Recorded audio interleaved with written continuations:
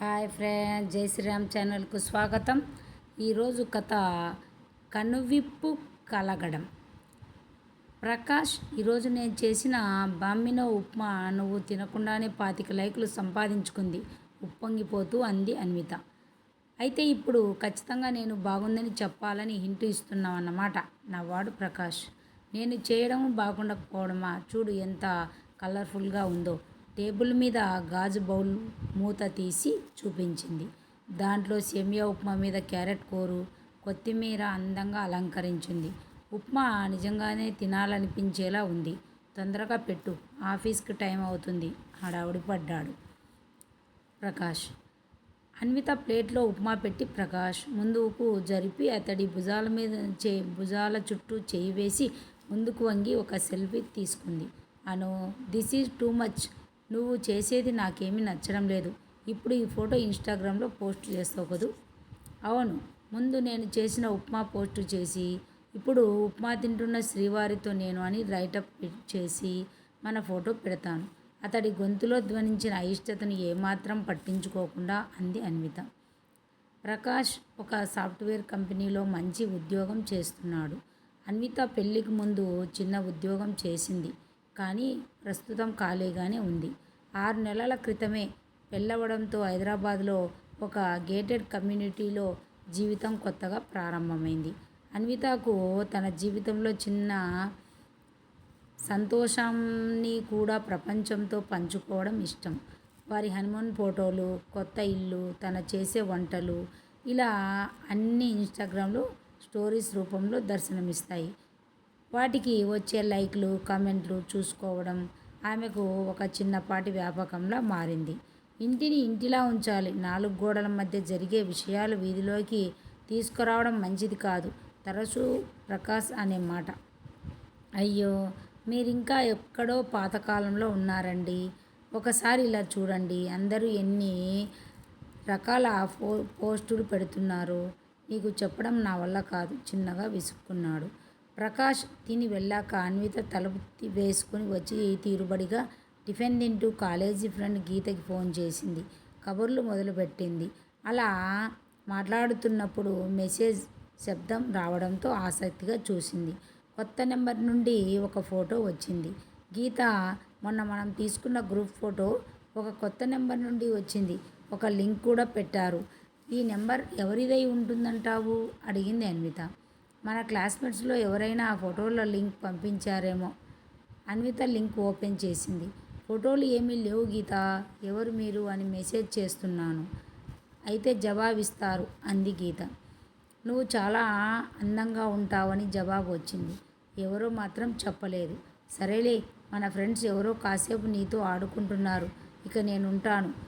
Phone పెట్టేసింది గీత. అన్విత కాసేపు ఆ అజ్ఞాత వ్యక్తితో సరదాగా చాట్ చేసింది. తర్వాత ఎప్పటిలా తన వ్యాపకంలో బిజీ అయిపోయింది. Hi, good evening my dream girl. సాయంత్రం మళ్ళీ ఆ నెంబర్ నుండి మెసేజ్. ఆ సంబోధనకు ముందు ఆశ్చర్యపోయింది. ఆ నెంబర్ ఎవరిదై ఉంటుంది అని ఎంత ఆలోచించినా తెలియలేదు. పోనీలే, ఎప్పుడో ఒకప్పుడు వారే బయటపడతారు అని వదిలేసింది. మరుసటి రోజు ఉదయం ప్రకాష్ ఆఫీస్కి వెళ్ళిన కొద్దిసేపటికి అన్వితకు నిన్నటి అపరిచిత నెంబర్ నుండి మెసేజ్ వచ్చింది. అందులో అన్విత బెడ్రూమ్లో డ్రెస్సింగ్ టేబుల్ ముందు అద్దం ముందు నిలబడి జుట్టు సర్దుకుంటున్న ఫోటో ఉంది. ఆశ్చర్యకరమైన విషయం ఏమిటంటే అది కాసేపటి క్రితమే ఎవరో ఆమెకు తెలియకుండా తీసిన ఫోటో. నువ్వు ఈ పసుపు రంగు డ్రెస్లో చాలా బాగున్నావు తెలుసా? ఆ జడ కొంచెం వదులుగా ఉండడం వల్ల పాతకాలం హీరోయిన్లా ముద్దొస్తున్నావు. కింద ఉన్న మెసేజ్ చదివేసరికి ఒళ్ళు జలధరించింది అన్వితకి. అన్విత చుట్టూ చూసింది. కిటికీలు మూసే ఉన్నాయి. మరి ఈ ఫోటో ఎవరు తీశారు, ఎలా తీశారు? కంగారుతో నుదుటిపై చిరుచెమటలు పట్టాయి. వెంటనే ఆ నెంబర్ను బ్లాక్ చేసింది. కానీ 5 నిమిషాల తర్వాత మరో నెంబర్ నుండి మెసేజ్ వచ్చింది. అను, నెంబర్ బ్లాక్ చేయడం వల్ల నన్ను ఆపలేవు. దేవేంద్రుడి కాకపోయినా నాకు 1000 కళ్ళున్నాయి. నేను నిన్ను ప్రతి క్షణం చూస్తూనే ఉన్నాను. నువ్వేం చేస్తున్నా నాకు కనిపిస్తుంది. అన్వితకు వెన్నులో వణుకు మొదలైంది. వెంటనే గీతకు ఫోన్ చేసి విషయమంతా చెప్పింది. ఆ మాటలు వినగానే షాకైన గీత, అను, ఇది మన ఫ్రెండ్స్ చేస్తున్న ఫ్రాంక్లా అనిపించడం లేదు. ఎవరో నిన్ను స్టాక్ చేస్తున్నారు. మీ గది కిటికీలు, తలుపులు అన్నీ ఒక్కసారి చెక్ చెయ్యి. ప్రకాష్కు ఇప్పుడే ఫోన్ చేసి చెప్పేయి సలహా ఇచ్చింది. ప్రకాష్కు చెప్తే కోపం వస్తుంది. తను ఎప్పుడూ ఇన్స్టాగ్రామ్లో, ఫేస్బుక్లో ఫోటోలు పెట్టొద్దని అంటాడు. అసలే అతనికి సోషల్ మీడియా అంటే పడదు. దాదాపు ఏడుపు గొంతుతో అంది అన్విత. అయితే ఆగు, 2 రోజులు చూద్దాం ఏం జరుగుతుందో. నువ్వు ఏ ఫోటోలు ఎందులోనూ పోస్ట్ చేయకు. అలాగే బెరుదుగా జవాబిచ్చింది. మరుసటి రోజు సాయంత్రం వరకు అన్వితకు ఎటువంటి మెసేజ్ రాలేదు. అమ్మయ్య అని ఊపిరి తీసుకుంది. కానీ సరిగ్గా ప్రకాష్ ఇంటికి వచ్చే ముందు గీతతో మాట్లాడిన మాటలను కోడ్ చేస్తూ మెసేజ్ వచ్చింది. ఏమిటి అను, గీత చెప్పిందని ఫోటోలు పెట్టడం మానేశావా? అయినా 2 రోజులు ఆగడం వల్ల లాభం లేదు. నువ్వు గీతతో ఏం మాట్లాడావో కూడా నేను వినగలనని అర్థమైందా? అన్వితకు గుండె ఆగినంత పనైంది. అసలు ఎవరు నువ్వు? ఎందుకు వెంటబడుతున్నావు? కాస్త తేరుకున్నాక వణుకుతూనే రిప్లై ఇచ్చింది. నేను నీ నీడనే. ఇప్పుడు నీ శ్రీవారు ప్రకాష్ వస్తారు. ఆయనకు ఇప్పుడు నువ్వెలా ఉన్నావో ఫోటోలు తీసి పంపమంటావా? మెసేజ్ చూడగానే అన్విత భయపడి ఫోన్ పడక గది మూలకు విసిరేసింది. సరిగ్గా అదే సమయంలో ప్రకాష్ లోపలికి వచ్చాడు. అన్విత ముఖం పాలిపోయి ఉండడం చూసి, ఏమైంది అను, ఒంట్లో బాలేదా? నుదుటి మీద చేయి వేసి చూశాడు. బలవంతంగా నవ్వు తెచ్చుకొని ఏం లేదు, కొంచెం తలనొప్పి అంతే అంటూ హడావుడిగా వంటగదిలోకి వెళ్ళిపోయింది. తర్వాత రోజు పొద్దున్నే గీత దగ్గర నుండి ఫోన్. అప్పటికి ఇంకా అన్విత నిద్రలోనే ఉంది. ఫోన్ రింగ్ అవ్వడంతో దిగ్గున లేచి కూర్చుంది. హలో గీత, ఏంటి పొద్దున్నే ఫోన్ చేశావు? అను ఇన్స్టాగ్రామ్లో అలాంటి ఫోటోలు పెట్టావేంటి? ఏమైంది నీకు? కోపంగా అరిచింది. నేనేం పెట్టలేదు గీత, కంగారు పడింది. అయితే నువ్వు కాదా? ఒకసారి నీ ఇన్స్టాగ్రామ్ అకౌంట్ చూడు. అన్విత కాల్ కట్ చేసి ఇన్స్టాగ్రామ్ తెరిచింది. తన ఖాతా నుండి ఆమెకు తెలియకుండానే కొన్ని అసభ్యకరమైన ఫోటోలు మార్పింగ్ చేసి పెట్టబడ్డాయి. తన ఫోన్ హ్యాకింగ్కు గురైందని అర్థమైంది. ఇప్పుడు ఏం చేయాలి? ప్రకాష్ ఎన్నిసార్లు ఫోటోలు సోషల్ మీడియాలో పోస్ట్ చేయొద్దని చెప్పినా తాను వినలేదు. ఇప్పుడు నా గురించి అందరూ ఎంత అసహ్యంగా అనుకుంటారో. తల కొట్టుకుంటూ గబగబా ఇన్స్టాగ్రామ్ పోస్టులు డిలీట్ చేసింది. చూస్తున్న కొద్దీ అజ్ఞాత వ్యక్తి వేధింపులు పరాకాష్ఠకు చేరాయి. అన్వితకు ఫోన్ వస్తూనే భయం మొదలైంది. బెడ్రూమ్లో ఉన్నా, వంటింట్లో ఉన్నా ఏదో ఒక మూల నుండి ఎవరో తనను గమనిస్తున్నారనే భావం వెంటాడసాగింది. ఒంటరిగా ఇంట్లో ఉండాలంటే భయం. పడుకుంటే నిద్ర రావడం లేదు, తిండి సహించడం లేదు. అనుక్షణం ఫోన్ గడిపే తనిప్పుడు బిప్ అని శబ్దం వస్తే చాలు తుల్లి పడబోతుంది. ఈ గొడవంతా ఫోన్ వల్లనే. ఇదే లేకపోతే అతను నన్నెలా కాంటాక్ట్ చేయగలడు? ఆలోచన రాగానే ఫోన్ స్విచ్ ఆఫ్ చేసింది. అమ్మయ్య, ఇప్పుడు నన్ను ఎలా వేధిస్తాడో చూస్తాను అని ధైర్యం తెచ్చుకుంది. కానీ ఆ సంతోషం కొంతసేపు నిలవలేదు. 10 నిమిషాల తర్వాత హాల్లో ఉన్న స్మార్ట్ టీవీ తనంతట తానే ఆన్ అయింది. అన్విత ఒక్కసారిగా తుల్లిపడి భయంతో టీవీ వైపు చూసింది. అందులో ఏ ఛానల్ రావడం లేదు. కానీ స్క్రీన్ మీద పెద్ద అక్షరాలతో ఒక మెసేజ్ ప్రత్యక్షమైంది. ఫోన్ ఆఫ్ చేస్తే నేను ఆగిపోతానా అను? ఇప్పుడు నీ ల్యాప్టాప్ కెమెరా తెరుచుకుంటుంది చూడు. అది చదవగానే అన్విత వణుకుతూ బెడ్రూమ్లోకి పరిగెత్తింది. అక్కడ టేబుల్ మీద ఉన్న ల్యాప్టాప్ వెబ్కామ్ లైట్ ఎర్రగా వెలుగుతుంది. అంటే ఎవరో తనను లైవ్లో గమనిస్తున్నారన్నమాట. ఒక్కసారి ఊపిరి ఆగినట్టు గుండె బరువెక్కింది. వాడు కేవలం ఫోన్ ద్వారానే కాదు, ఇంట్లో కూడా ఉన్నాడని అర్థమైంది. స్మార్ట్ హోమ్ సిస్టమ్ ద్వారా ఇంట్లోని లైట్లను ఆన్ చేయడం, ఆఫ్ చేయడం చేశాడు. ఉన్నట్లుండి హాల్లోని మ్యూజిక్ సిస్టమ్ అతి పెద్ద శబ్దంతో ప్లే అయింది. అన్వితకు పిచ్చి పట్టినంత పనైంది. ఇంతలో టీవీ స్క్రీన్ మీద మరో మెసేజ్. నీ ఫోన్కి ఒక వీడియో క్లిప్ వచ్చింది, ఫోన్ ఆన్ చేసి చూడు అర్జెంటుగా. ఆలస్యం చేస్తే నీ కాపురానికే ముప్పు. అన్విత పరిగెత్తుకుంటూ వెళ్ళి ఫోన్ ఆన్ చేసింది. అందులో ఆమె బెడ్రూమ్లో బట్టలు మార్చుకుంటున్న దృశ్యాలు. కళ్ళు గిర్రున తిరిగాయి. పక్కనున్న గోడను పట్టుకొని పడకుండా ఆపుకుంటూ కింద మెసేజ్ చదివింది అన్విత. ఇది ట్రైలర్ మాత్రమే అను. ఈ వీడియో ఇప్పుడు నా దగ్గర మాత్రమే ఉంది. నీ ఫోన్ ఆన్ చేస్తే నీకే ప్రమాదం. ఈ వీడియోలు ఎవరితో చెప్పినా ఈ వీడియో ఇంటర్నెట్లో ఉంటుంది. నేను చెప్పినట్లు చేస్తే నీకే మంచిది. By for now. ఈ టార్చర్ భరించడం తన వల్ల కాదిక. అంత జరిగాక ఇక బతకడం వృధా. నిర్వేదంగా తల పైకెత్తి ఫ్యాన్ వైపు చూసింది. సరిగ్గా అప్పుడే ప్రకాష్ కారు హారన్ వినపడింది. పరిగెత్తుకుంటూ వెళ్ళి తలుపు తీసి అతన్ని చుట్టుకుపోయి గట్టిగా ఏడ్చేసింది. ఆ ఆకస్మిక ఘటనకు ముందు కంగారు పడ్డాడు ప్రకాష్. తర్వాత అనునయిస్తూ ఏమైందే నువ్వు? భుజంపై చెయ్యి వేసి లాలనగా అడిగాడు. అన్వితకు జరిగిందంతా చెప్పేయాలనిపించింది కానీ మెసేజ్లో హెచ్చరిక గుర్తొచ్చింది. ఆ వీడియో చూస్తే ప్రకాష్ ఏమంటాడో అని భయంతో ఏడుపు స్థాయి పెంచింది.